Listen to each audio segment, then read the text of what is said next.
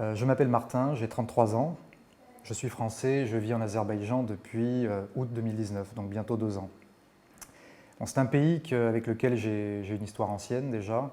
La première fois que j'en ai entendu parler, c'était il y a plus de 20 ans, entre le moment où j'ai appris à jouer aux échecs et au moment où je suis rentré dans un club.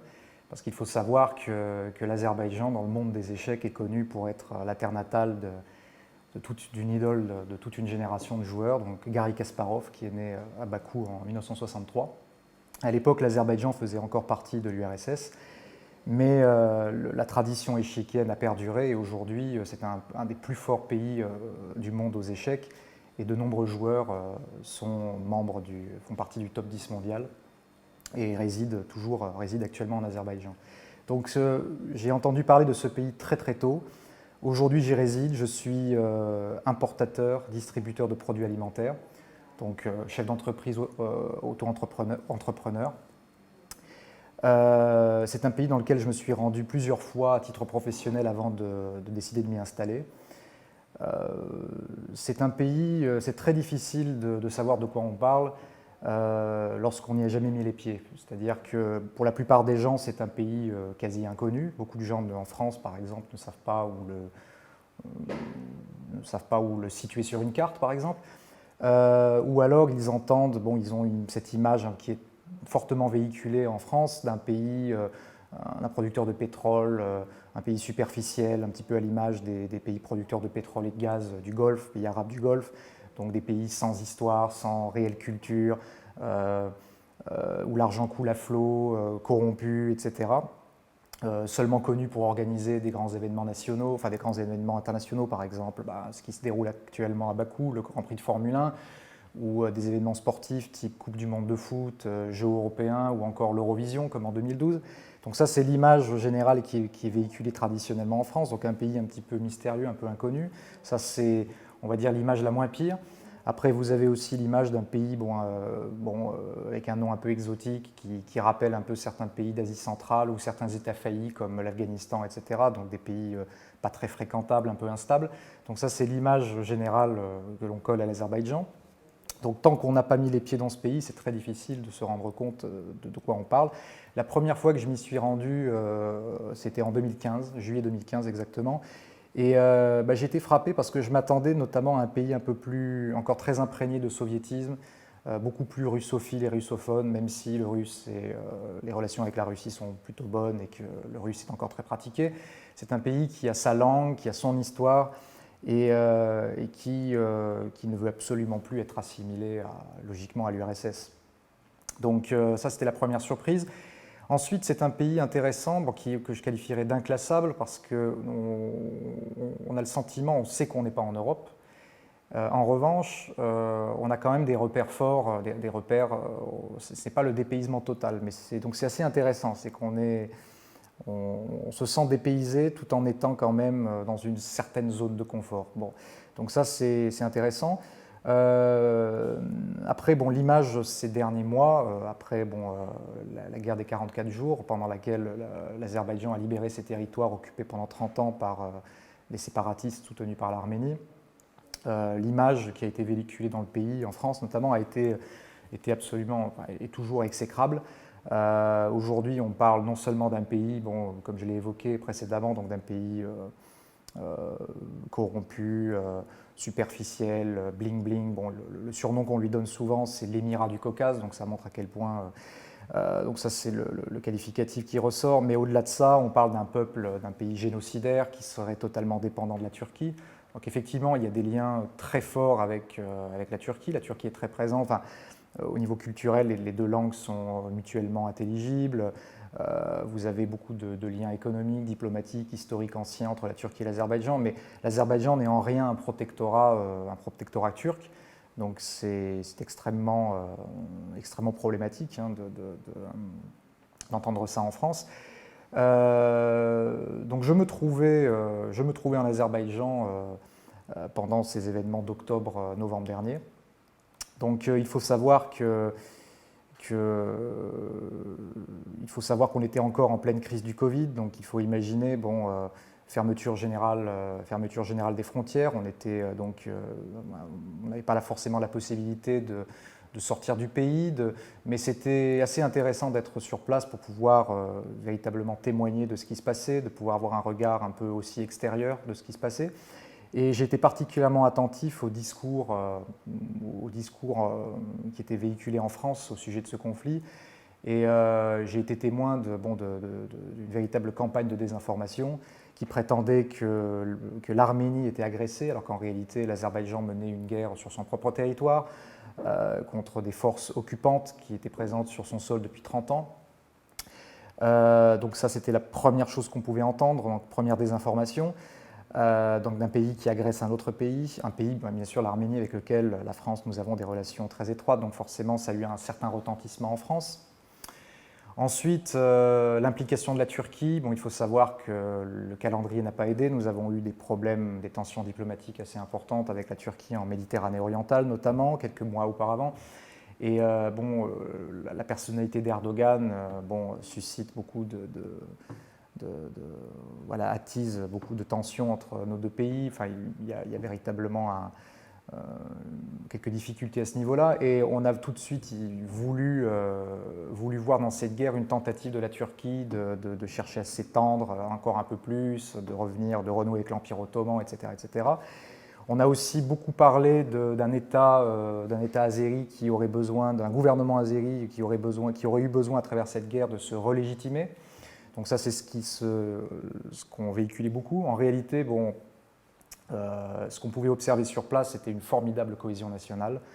On sentait qu'il y avait véritablement une demande au sein de la population, quel que soit il faut savoir que l'Azerbaïdjan est un pays multiethnique, multiconfessionnel. Bon, je dis multiconfessionnel, en réalité, la religion est très absente, c'est un pays laïque, c'est complètement sécularisé, mais toujours est-il que c'est un pays où vous avez plusieurs ethnies, avec plusieurs religions. Et malgré tout, pendant cette période, tout le monde se sentait azéri, authentiquement azéri, et soutenait son gouvernement et était déterminé à récupérer son territoire. Alors pourquoi à ce moment-là, les gens ont voulu effectivement voir la main de la Turquie. Le timing était plutôt bien choisi dans la mesure où les États-Unis étaient en campagne électorale, le monde était, on va dire, occupé avec le Covid. Donc forcément, ce sont des facteurs à prendre en compte, mais je pense, mon interprétation, c'est que la coupe était pleine depuis très longtemps. L'Azerbaïdjan et son peuple ont joué le jeu du multilatéralisme et de la discussion, du dialogue pendant très longtemps pour essayer de trouver une solution pacifique au conflit. Et là, on est arrivé à un point de non-retour où après 30 ans, il y avait on va dire, un contexte. Il y a eu une provocation dont j'ai été témoin aussi l'été dernier, donc en juillet. Une ville frontalière entre l'Arménie et l'Azerbaïdjan, la ville de Tovuz, qui a été bombardée. Donc une ville qui ne se trouvait pas en territoire occupé cette fois-ci, et des tirs qui sont partis directement d'Arménie et non pas des territoires occupés. Et ça a été, à mon avis, la goutte d'eau qui a fait déborder le vase. Bon, bien sûr, il a fallu quelques mois pour que l'armée azerbaïdjanaise se prépare, que l'opération soit lancée, mais il y avait vraiment, on a atteint le point de non-retour, à mon avis, l'été dernier. Côté français, ça a été une grande désillusion parce que nous avions un rôle de médiateur que nous jouions depuis quelques années au sein du groupe de Minsk, un groupe qui a été mis en place par l'OSCE pour essayer de trouver une solution négociée et pacifiste pour résoudre ce conflit avec les Américains et les Russes. Et il se trouve que la France, très tôt dans ce conflit, je pense à penser qu'il s'agissait de petites escarmouches qui retomberaient très vite, comme beaucoup d'observateurs, et donc la France a tout de suite eu un discours imaginant que les choses allaient retomber très vite, qu'elle avait la main sur ce qui se passait. En réalité, la guerre était vraiment bien déclenchée. Nous étions sous état d'urgence, sous loi martiale. Il n'y avait pas de doute que l'Azerbaïdjan irait jusqu'au bout. Donc la France a pris un certain retard au démarrage et puis est tombée très très vite dans un discours partial qui a été interprété à bien des égards, logiquement comme étant pro-arménien, ce qui rentrait en contradiction avec notre position de neutralité, et surtout avec notre amitié de longue date avec l'Azerbaïdjan, qui n'imaginait pas que la France puisse prendre à ce point une position partiale, cherche à rejouer une sorte de match avec la Turquie, déjà entamé quelques mois auparavant sur le théâtre libyen en Méditerranée. Bon, on va dire la colère a été proportionnelle à l'admiration et à l'amour que nous portait l'Azerbaïdjan avant la guerre. Donc une sorte de retournement total de l'image de la France en quelques jours, quelques semaines, et qui nous a effectivement beaucoup affectés, Français résidant en Azerbaïdjan, même si, je dois le souligner, les Azéris sont un peuple bienveillant, qui n'est pas spécialement rancunier, et avec lequel le dialogue est toujours possible. Mais ça a été extrêmement difficile en tant que Français d'assister à cette espèce de ce changement d'image soudain de la France dans le pays. Aujourd'hui, l'enjeu, c'est d'arriver à une paix régionale. Hein. Bon, il est clair que l'intention de l'Azerbaïdjan, après la libération des territoires, c'est d'arriver à terme à une paix régionale avec l'Arménie. Ce qui, je pense, c'est la meilleure chose qui puisse arriver à la région, avec une ouverture des frontières, tant du côté entre l'Azerbaïdjan et l'Arménie, mais entre l'Arménie et la Turquie. C'est la meilleure chose qui puisse arriver à la région, c'est la meilleure chose qui puisse arriver à l'Arménie, qui depuis plusieurs années est enclavée, qui a de grosses difficultés économiques. Donc je pense que ça serait extrêmement bénéfique pour l'Arménie dans le même temps.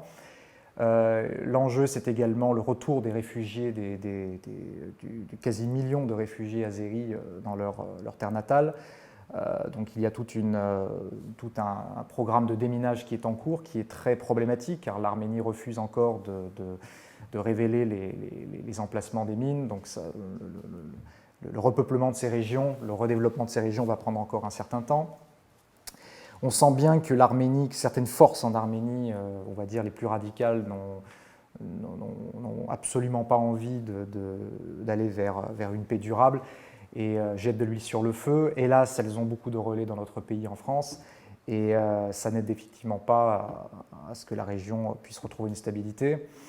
Je pense que l'enjeu pour nous, Français, est d'essayer de témoigner et d'apporter un autre regard sur l'Azerbaïdjan dans notre pays, parce que, il est clair que ces dernières semaines, la quasi-totalité des médias, de nos politiques, nos responsables politiques, véhiculent une image déplorable, totalement sans fondement, totalement mensongère.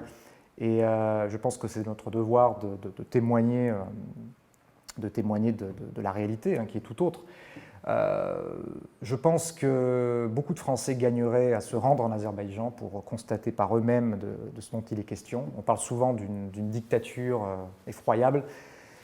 Il faut comparer ce qui est comparable. Je pense que je n'aurais jamais fait le choix de vivre en Azerbaïdjan si l'Azerbaïdjan était une deuxième Corée du Nord ou la Chine actuelle de Xi Jinping, ou même le pays voisin, l'Iran, qui est une république islamique où la charia est appliquée. Je pense que j'aurais fait d'autres choix. L'Azerbaïdjan est un pays civilisé, donc pour moi c'est absolument évident. Du point de vue, c'est un peuple qui est éduqué, qui accorde beaucoup d'importance à l'éducation, à la culture générale, à la connaissance, qui a de grandes facilités pour parler différentes langues, beaucoup d'étudiants partent dans des pays étrangers pour étudier, notamment la France. Et ce, malgré les tensions diplomatiques actuelles, la France continue à être attractive. Donc un peuple très soucieux de son éducation, très soucieux de sa formation. Vous avez une véritable élite jeune qui se développe depuis les années post-soviétiques. C'est un pays qui a une vraie tradition, une vraie histoire, une vraie culture, dont il a conscience, qu'il transmet, dont il est fier. Et une culture qui est à la fois lyrique, musicale, littéraire, donc quelque chose de véritablement... c'est un pays, un peuple qui a, on pourrait dire, de hauts standards de civilisation. C'est un pays, pour ceux qui auront la chance de le visiter, et puis j'invite mes compatriotes français à le visiter, qui a un vrai souci de l'esthétique et du beau. Ça se ressent au niveau de l'architecture, au niveau de l'art de la table, au niveau de la manière de s'habiller, de la manière de se comporter en société, d'un pays extrêmement civique, un pays où les rues sont propres, où vous avez de nombreux espaces verts, où la ville est entretenue, que ce soit la ville, on va dire, récente, moderne, mais à la fois aussi le cœur historique de la ville, la vieille ville de Bakou, qui sont préservés et entretenus. Et enfin, c'est un pays où on se sent en parfaite sécurité, sans avoir le sentiment d'être oppressé. Ça, c'est quelque chose de très important, car beaucoup de mauvaises langues diront que si l'Azerbaïdjan est sûr, si la criminalité n'est pas visible, si à titre personnel, je n'ai jamais été témoin d'agression, ni même été agressé, beaucoup de mauvaises langues diront qu'effectivement, dans une dictature, c'est l'ordre qui règne. En réalité, vous ne vous sentez absolument pas oppressé. La police est certes présente, mais il n'y a pas de contrôle régulier, de pression à ce niveau-là. Donc c'est un pays où il fait bon vivre. Sur le plan professionnel, je peux témoigner d'une chose qui aussi témoigne du niveau de développement et de civilisation de l'Azerbaïdjan. Sur le plan professionnel, sur le plan par exemple de l'entrepreneuriat, c'est un pays où il est assez facile de faire des affaires. Il est très facile de créer une entreprise, la fiscalité est plutôt avantageuse. La bureaucratie recule nettement, c'est un pays extrêmement digitalisé, beaucoup de choses sont dématérialisées, se font en ligne, les administrations fonctionnent bien, les services publics fonctionnent bien, et à titre de comparaison, en tant que résident fiscal et contribuable en Azerbaïdjan désormais, je peux témoigner de l'efficacité des services publics et du bon emploi de l'impôt. Vous avez un système de santé, par exemple, car c'est ce qui compte le plus cette année, ces jours-ci. Le système de santé azéri a été d'une résilience absolument phénoménale pendant la guerre, où il fallait à la fois gérer une vague de Covid importante pour un pays de 10 millions d'habitants, avec plus de 50 000 contaminés à ce moment-là, et des milliers de blessés de guerre, y compris civils, au même moment. Donc l'Azerbaïdjan a su gérer cette situation. Donc on peut dire que le système de santé fonctionne, l'administration fonctionne, il y a un excellent réseau de transport public dans la capitale. Donc un pays où il fait bon vivre, un pays où on se sent en sécurité sans être oppressé, un pays qui a une vraie histoire, une vraie culture, des hauts standards de civilisation, c'est-à-dire volonté de transmettre, de se former, qui met en valeur l'excellence, qui met en valeur la culture générale, la bonne éducation. Un pays qui est attaché à ses traditions, pour qui la famille est très importante par exemple, pour qui le patriotisme, le drapeau est très important, tout en étant un État totalement laïque et séculier, donc ce qui est assez unique, on va dire, surtout dans cette région du monde. Donc je pense que la France aurait beaucoup à gagner à se rapprocher et à mieux connaître l'Azerbaïdjan. Les ponts sont en place. J'invite les Français, donc, quand la situation sera un peu meilleure au niveau sanitaire, de se rendre en Azerbaïdjan pour le constater par eux-mêmes. Et il faut savoir que beaucoup d'Azéris continuent à venir en France pour étudier, pour travailler y compris. Donc je pense que nous avons toutes les cartes pour œuvrer à ce rapprochement, ou sinon c'est cette normalisation des relations diplomatiques qui a été un petit peu entachée durant cette période.